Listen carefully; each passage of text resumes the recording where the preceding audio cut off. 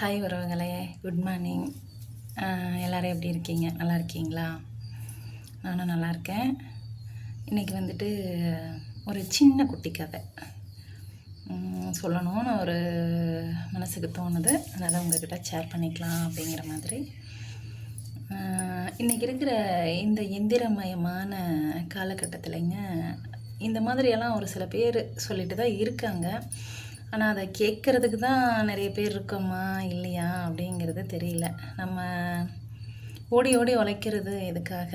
நம்ம குழந்தைங்களாம் நல்லா இருக்கணும். நம்ம குழந்தைங்களுக்காக தான் நம்மளோட வாழ்க்கையவே அர்ப்பணிச்சுட்டு நம்ம இருக்கோம் இல்லைங்களா? மொபைல் அதாவது செல்ஃபோனுங்கிறது இப்போ இருக்கிற காலகட்டத்தில் ஒரு இன்றியமையாத ஒன்றா ஆயிடுச்சு. அது வந்துட்டு நல்லதும் இருக்குது, கெட்டதும் இருக்குது. நம்ம குழந்தைங்க வந்துட்டு அதாவது படிக்கிற மாணவர்கள் அதை எப்படி யூஸ் பண்ணுறாங்க என்ன அதை அப்படிங்கிற மாதிரி தான் நம்ம அதை ஒரு சின்ன ஒரு குட்டி கதையோடு அதை பார்ப்போம்.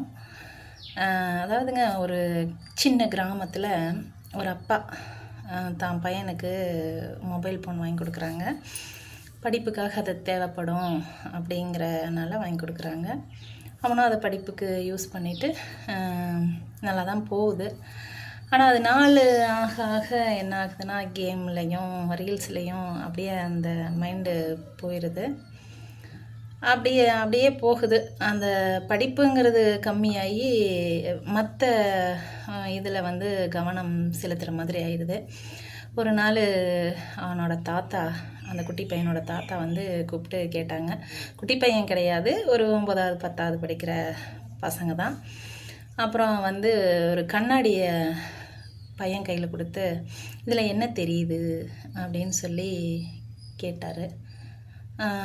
இதில் நான் தெரிகிறேன் அப்படின்னு சொல்லி அந்த பையன் சொல்கிறான். அதே போல் ஒரு மொபைலில் வந்து கையில் கொடுத்து, இதில் என்ன தெரியுது அப்படின்னு சொல்லி கேட்குறாரு. இதில் உலகமே தெரியுது அப்படிங்கிற மாதிரி சொல்கிறான். உலகத்தையவே நீ பார்த்துட்டு இருந்தீங்கன்னா உன்னைய எப்போ பார்ப்ப அப்படின்னு சொல்லி கேட்குறாரு அவங்க தாத்தா.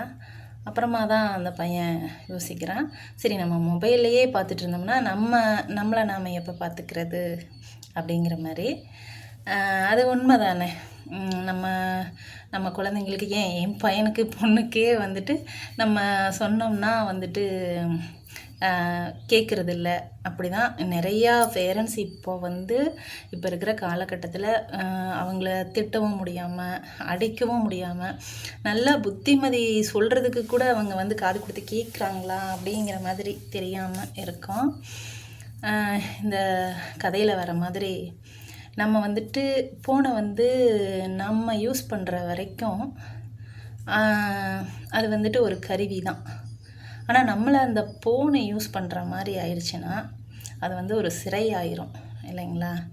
இருக்கலாம், எல்லாமே ஒரு நல்லதும் இருக்குது கெட்டதும் இருக்குது அப்படிங்கிற அந்த காலகட்டத்தில் யூஸ் பண்ணுங்கள், நல்ல விஷயத்துக்காக யூஸ் பண்ணுங்கள்.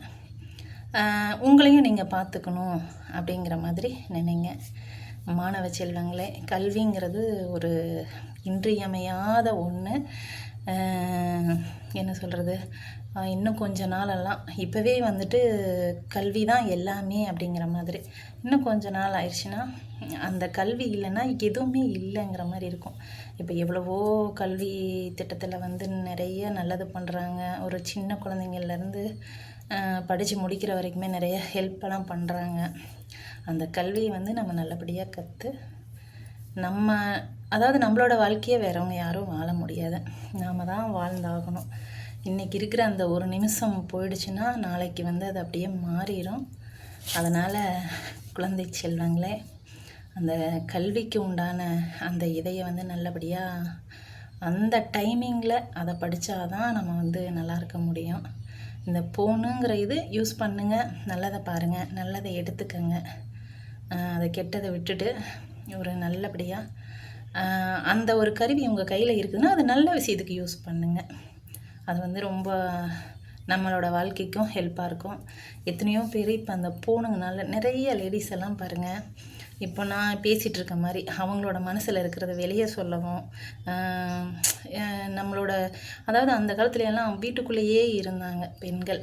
ஆனால் இப்போ வந்து எல்லாம் வெளியே வந்து நம்ம மனசுக்குள்ளே இருக்கிறத ஒரு ஆணும் பெண்ணும் சமங்கிறது சரிசமமாக பேசவும், நம்ம மனசுக்குள்ளே என்ன இருக்குங்கிறது சொல்லவும், அடுத்தவங்களுக்கு தெரியப்படுத்தவும், இதெல்லாம் வந்து ரொம்ப பெரிய விஷயந்தான். இந்த பூனெல்லாம் இருக்கிறனால தான் இன்றைக்கி வீட்டுக்குள்ளேயே இருந்துக்கிட்டு இத்தனையும் நம்ம பார்த்துட்ருக்கோம்.